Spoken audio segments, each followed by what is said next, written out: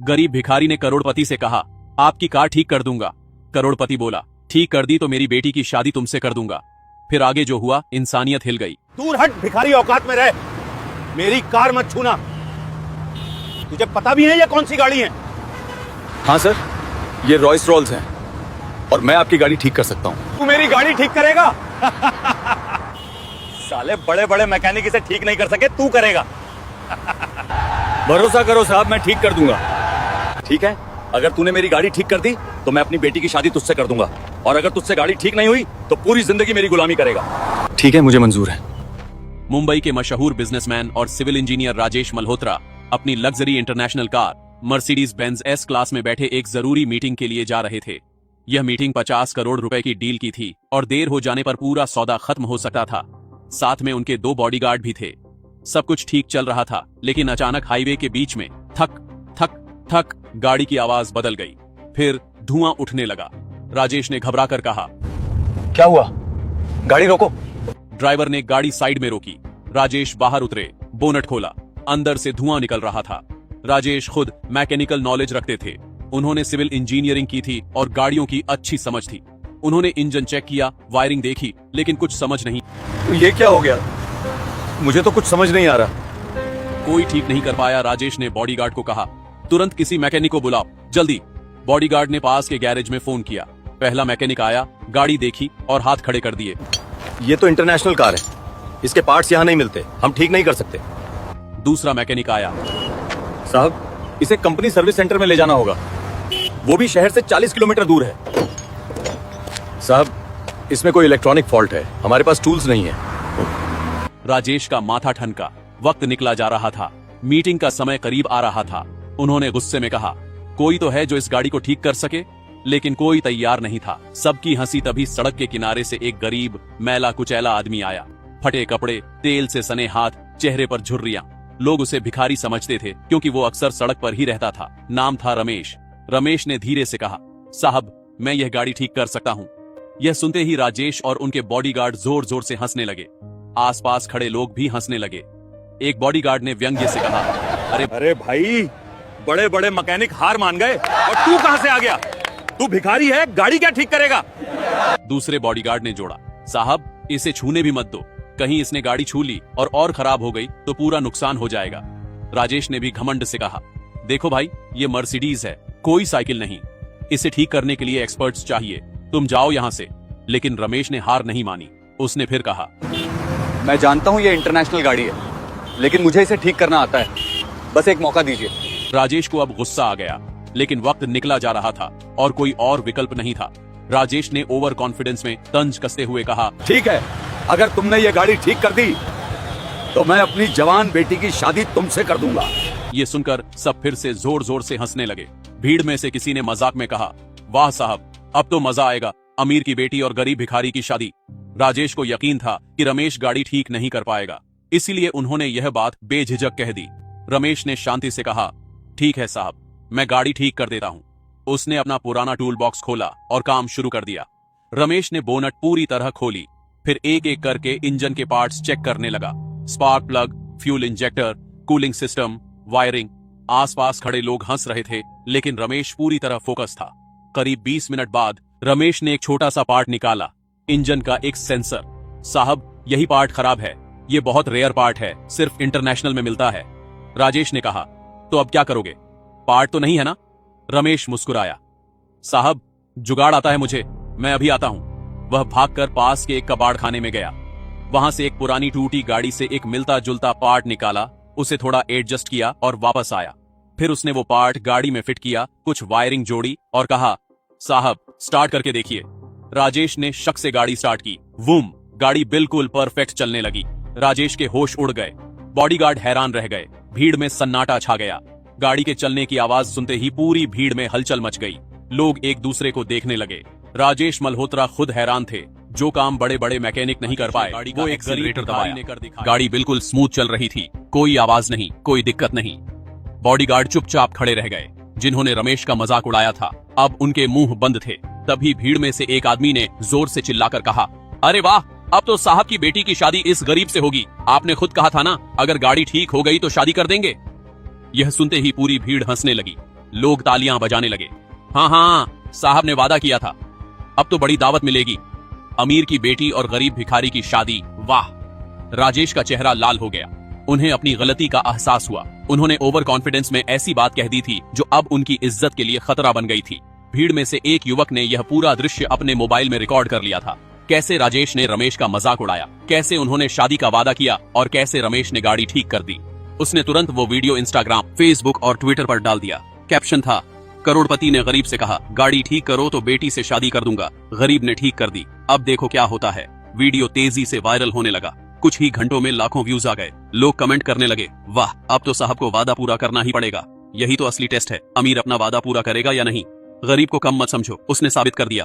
अगले दिन सुबह राजेश के घर के बाहर न्यूज चैनलों की भीड़ लग गई। कैमरे, माइक, रिपोर्टर्स सब उनसे सवाल पूछने के लिए तैयार खड़े थे। एक रिपोर्टर ने माइक आगे बढ़ाकर पूछा, राजेश जी, आपने सार्वजनिक रूप से वादा किया था कि अगर वो गरीब आदमी गाड़ी ठीक कर दे तो आप अपनी बेटी की शादी उससे कर देंगे। अब वो गाड़ी ठीक हो गई है, क्या आप अपना वादा पूरा करेंगे? दूसरे रिपोर्टर ने जोड़ा, सर, अगर आप अपना वादा नहीं निभाते तो इसका मतलब है कि अमीर लोग सिर्फ दिखावा करते हैं। क्या आप इसे साबित करना चाहते हैं? राजेश परेशान हो गए। उनकी इज्जत दांव पर थी। अगर वो वादा नहीं निभाते तो पूरा देश उन्हें झूठा कहेगा। पिता की इज्जत बचाने के लिए राजेश की बेटी अनन्या, 24 साल की, पढ़ी लिखी, खूबसूरत, उसने भी वो वायरल वीडियो देखा था। जब मीडिया का दबाव बढ़ने लगा तो अनन्या ने अपने पिता से बात की। पापा, आपने सबके सामने वादा किया था, अगर आप अब पीछे हटे तो हमारी फैमिली की इज्जत पे सवाल उठेगा। मुझे कोई दिक्कत नहीं है। राजेश ने हैरानी से पूछा, बेटा तू क्या कह रही है? तू उस गरीब से शादी कर लेगी? अनन्या ने दृढ़ता से कहा, पापा, आपने मुझे सिखाया था कि वादा निभाना जरूरी है, और अगर उस आदमी ने गाड़ी ठीक कर दी तो उसमें जरूर कोई हुनर है। गरीब होना कोई गुनाह नहीं है। मैं आपकी इज्जत के लिए यह शादी करने को तैयार हूँ। राजेश की आंखों में आंसू आ गए। उन्हें अपनी बेटी पर गर्व हुआ, लेकिन साथ ही दिल भी टूट गया। अगले दिन राजेश ने मीडिया के सामने घोषणा की, मैं अपना वादा पूरा करूंगा। मेरी बेटी अनन्या की शादी रमेश से होगी। यह खबर सुनकर पूरे देश में सनसनी फैल गई। सोशल मीडिया पर ट्रेंडिंग होने लगा। #अमीर की बेटी भिखारी से कुछ लोग राजेश की तारीफ कर रहे थे। वाह, सच्चे इंसान हैं, वादा निभा रहे हैं। कुछ लोग तंज कस रहे थे, अरे मजबूरी है, मीडिया के दबाव में फंस गए। राजेश ने शादी की तैयारी शुरू कर दी। बड़ा हॉल बुक किया, मेहमानों को न्योता भेजा, लेकिन दिल से खुश नहीं थे। रमेश को भी बुलाया गया। उसे नए कपड़े दिए गए, साफ सुथरा किया गया, लेकिन रमेश के चेहरे पर कोई खुशी नहीं थी, बस एक अजीब सी शांति थी। शादी का दिन आ गया। बड़ा सा शादी हॉल, सैकड़ों मेहमान, मीडिया के कैमरे, सब तैयार था। अनन्या दुल्हन के कपड़ों में तैयार बैठी थी। उसके चेहरे पर हल्की मुस्कान थी, लेकिन आंखों में उदासी भी। रमेश दूल्हे के कपड़े पहन कर आया। अब वो भिखारी नहीं लग रहा था, साफ सुथरा, सभ्य।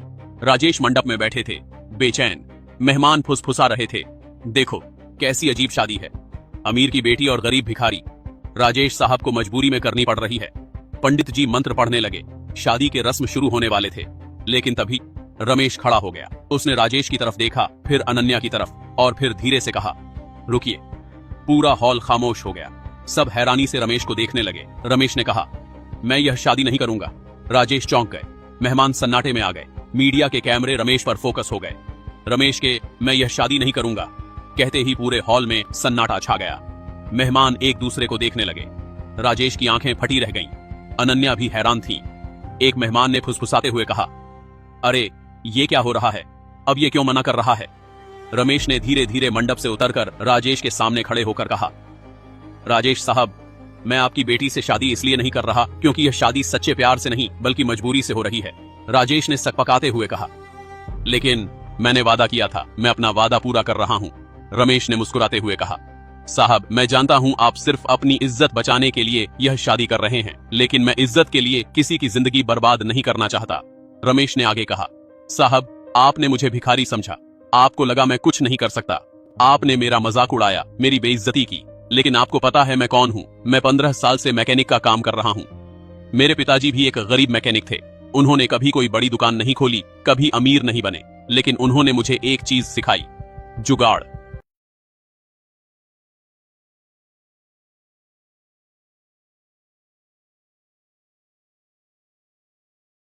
जब कोई पार्ट नहीं मिलता तो जुगाड़ करके काम निकालना। जब कोई मैकेनिक हार मान जाता तो मेरे पिताजी एक रास्ता निकाल लेते। मैंने उनसे यही सीखा। मैं भले ही आज गरीब दिखता हूँ, लेकिन मैंने अपने हाथों से सैकड़ों गाड़ियां ठीक की हैं, छोटी से लेकर बड़ी इंटरनेशनल गाड़ियां भी। मैं अपने काम में एक्सपर्ट हूँ, लेकिन आपने मुझे सिर्फ मेरे कपड़ों से आंका। आपने मेरी काबिलियत को नहीं देखा। आपने गरीबों को नीचा दिखाने की कोशिश की। राजेश का सिर शर्म से झुक गया। रमेश ने आगे कहा, साहब, मैंने गाड़ी इसलिए नहीं ठीक की कि मुझे आपकी बेटी से शादी करनी थी। मैंने इसलिए ठीक की ताकि आपको एहसास हो कि गरीब होना कमजोरी नहीं है। आपने अपनी बेटी से शादी का वादा तंज में किया था क्योंकि आपको लगा मैं कभी गाड़ी ठीक नहीं कर पाऊंगा। लेकिन जब मैंने ठीक कर दी तो आपको अपनी गलती का एहसास हुआ। मैं चाहता था कि आप समझें, गरीब भी इंसान हैं, उनमें भी हुनर है, उन्हें भी सम्मान मिलना चाहिए। और मैं यह भी दिखाना चाहता था कि असली इज्जत वादा निभाने में नहीं बल्कि सच्चाई और इंसानियत में है। पूरे हॉल में सन्नाटा था। कुछ लोगों की आंखों में आंसू आ गए। राजेश की आंखों से आंसू बहने लगे। वह धीरे धीरे रमेश के पैरों की तरफ झुके और रमेश के पैरों पर गिर गए। मुझे माफ कर दो, मैंने तुम्हारे साथ बहुत बुरा किया। मैंने तुम्हें सिर्फ तुम्हारे कपड़ों से आंका, तुम्हारी गरीबी से आंका। मैंने तुम्हारी काबिलियत को नहीं देखा। मैं खुद एक इंजीनियर हूं, फिर भी मैं गाड़ी ठीक नहीं कर पाया। लेकिन तुमने अपने हुनर से, अपने जुगाड़ से वो काम कर दिखाया जो मैं नहीं कर पाया। मैं अपने घमंड में इतना अंधा हो गया था कि मैं गरीबों को इंसान ही नहीं समझता था। आज तुमने मुझे बहुत बड़ा सबक सिखाया। रमेश ने राजेश को उठाया, उन्हें गले लगाया। साहब, मुझे आपसे कोई शिकायत नहीं है, बस यही चाहता था कि आपको अपनी गलती का एहसास हो, और आज हो गया। अनन्या भी आगे आई। उसने रमेश से कहा, रमेश जी, आपने मेरे पिता को बहुत बड़ा सबक सिखाया, और सच कहूं तो मुझे भी। मैं भी हमेशा अमीर दुनिया में रहती थी, मुझे भी गरीबों की असली कद्र नहीं थी। लेकिन आज आपने मुझे सिखाया कि इंसान की पहचान उसके कपड़ों से नहीं, उसके कर्मों से होती है। आप एक सच्चे इंसान हैं, मैं आपका सम्मान करती हूँ। रमेश ने मुस्कुराते हुए कहा, बेटी, तुम बहुत अच्छी हो। तुमने अपने पिता की इज्जत के लिए यह शादी करने को तैयार हो गई थी। यह तुम्हारी महानता है। भगवान तुम्हें खुश रखे। राजेश ने पूरे हॉल के सामने घोषणा की, आज से मैं वादा करता हूँ, मैं कभी किसी गरीब को उसके कपड़ों या हालात से नहीं आंकूंगा। मैं अपनी कंपनी में गरीब और हुनरमंद लोगों को नौकरी दूंगा। मैं उनकी काबिलियत को पहचानूंगा, उन्हें सम्मान दूंगा। और रमेश, मैं तुम्हारे लिए एक अच्छा गैरेज खोलवाऊंगा जहां तुम अपने हुनर से लोगों की मदद कर सको। तुम्हें अब सड़क पर नहीं रहना पड़ेगा। रमेश की आंखों में खुशी के आंसू आ गए। उसने हाथ जोड़े। साहब, आपका बहुत बहुत धन्यवाद, लेकिन असली धन्यवाद तो भगवान का है, जिसने मुझे यह मौका दिया कि मैं आपको सच्चाई दिखा सकूं। पूरा हॉल तालियों से गूंज उठा। मीडिया ने यह पूरा दृश्य रिकॉर्ड किया। अगले दिन यह खबर पूरे देश में फैल गई। राजेश ने अपना वादा निभाया, रमेश के लिए एक अच्छा गैरेज खुलवाया, उसे सम्मान दिया, और राजेश ने सच में गरीबों को नौकरियां देना शुरू किया। रमेश आज एक सफल मैकेनिक है, लेकिन आज भी वो हर गरीब की मदद करता है और लोगों को सिखाता है, इंसान की पहचान उसके कपड़ों से नहीं, उसके हुनर से होती है। दोस्तों, यह कहानी यहीं खत्म होती है। एक गरीब मैकेनिक ने साबित कर दिया कि असली ताकत हुनर में है, दिखावे में नहीं। अगर इस कहानी ने आपको प्रेरित किया हो, अगर आपको लगता है कि किसी को भी उसके कपड़ों से नहीं आंकना चाहिए, अगर रमेश की सच्चाई और इंसानियत ने आपके दिल को छुआ, तो इस वीडियो को एक लाइक जरूर करें और कमेंट में लिखें, हुनर ही असली पहचान है। इस कहानी को अपने दोस्तों और परिवार के साथ शेयर करें ताकि यह संदेश दूर तक पहुंचे कि गरीब होना कमजोरी नहीं है। और हाँ, ऐसी ही दिल को छू लेने वाली, प्रेरणादायक और इंसानियत सिखाने वाली कहानियों के लिए हमारे चैनल को सब्सक्राइब और फॉलो करना बिल्कुल मत भूलना। अगली कहानी में फिर मिलेंगे, एक नया सबक, एक नई प्रेरणा और एक नया जीवन का पाठ लेकर।